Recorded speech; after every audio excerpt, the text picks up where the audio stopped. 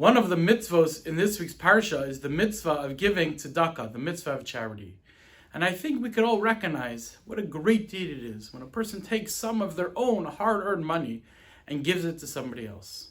But when you look at the psukim, when you look at the verses, it almost seems to be that the Torah is overemphasizing this mitzvah.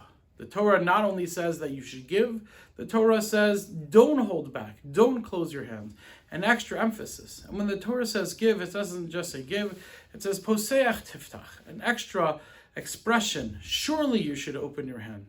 And Rashi tells us that if a person doesn't give tzedakah, then Hashem will make them into a poor person. This all seems very harsh. We can understand that it's a great deed to take your money and give it to somebody else. But if you don't give tzedakah, if you don't give charity, then you deserve to be punished. You deserve to lose all your money. What did you do wrong?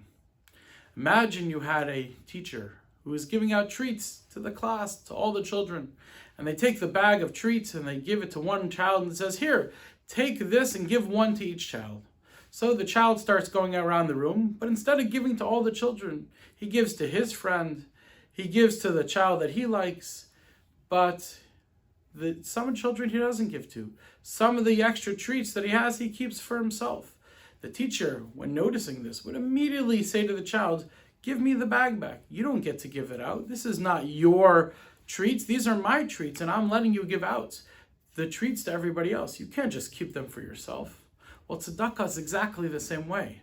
Hashem has money, and he gives that money to us, and he gives us extra money, because Hashem's saying, here, be my messenger to support other people. Be my messenger to take care of those who are in need. And when we don't, when we say, this is my money, this is my hard-earned money, I'll give it to who I want and I won't give it to who I don't want, then Hashem says, I'm going to take it away from you. If I give you money to do something very specific with it, then you have to do that thing. Otherwise, I'm going to take it away. And the truth is, this isn't only when it comes to money as well, because you can give tzedakah with your time.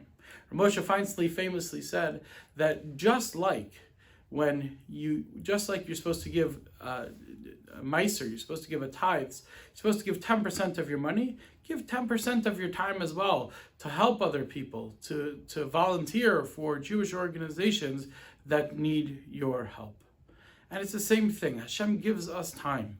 He gives us extra time, and we can use that time for something that's good, or Hashem will say, if you're not going to use the time correctly, then I'll keep you busy with other things. I'm not going to give you that free time. But when we use our time correctly, when we use our money correctly and give it to tzedakah, the pasuk says, aser ta'aser, that when you give meiser, when you give tithes, when you give tzedakah, ta'asher, you become rich. That Hashem says, when you use what I give you correctly, I'm going to give you more and more. When you don't use what I give you correctly, then I'm going to take it away.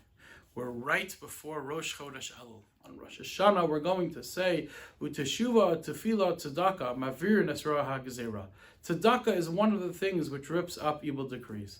So during this month, let's make an extra effort to give as much tzedakah as we could. Because it's not our money, it's Hashem's money that he wants us to do something with. Let's make sure we're using our time correctly and using any extra time we have to give to other people and to help other people. And when Hashem sees that we're using our money and our time correctly, may he continue to shower us with bracha, with blessing. May he give us as much finances as we need. May he give us as much time as we need and not be busy with silly things. And may we only have bracha, tzlacha, may we have blessing and success in this coming year. Have a great, great Shabbos.